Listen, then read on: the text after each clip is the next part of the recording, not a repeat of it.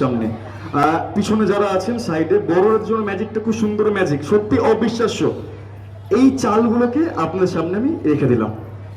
এবারে একটা ছোট্ট প্রশ্ন আপনাদের করব, এই যে চালগুলো রাখা আছে, এই কাঁচা চাল তো আর খাওয়া যাবে না, তার জন্য কি করতে হবে? একে আমরা বালি দিয়ে, উনুন দিয়ে বা যেভাবে হোক এটাকে মুড়ি বানাতে হবে। আচ্ছা ছোট বন্ধুরা, এটা জানো তো চাল থেকে কিন্তু মুড়ি হয়, এটা জানা আছে?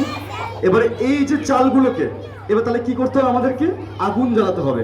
এবারে এত রোদ, এখানে এত রোদ, কুলো আমি যেটা বলেছিলাম প্রথমে, এই হচ্ছে কুলোর দুদিক। এবার এই কুলো দিয়ে কোন রকম আগুন ছাড়া দেখা যাক চাল থেকে কি হয়, দেখুন।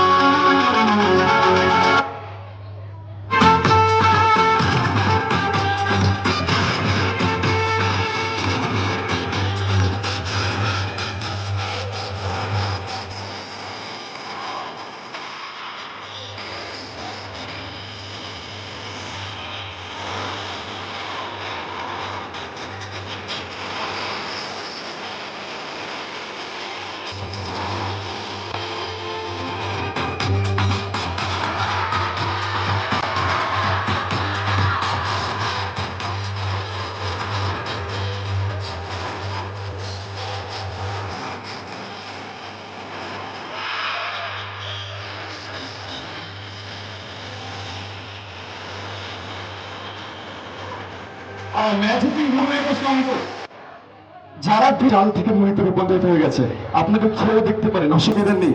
এটা কিন্তু কোনো ম্যাজিকের মুড়ি, একবার জোরে হাততালি হয়ে যায়।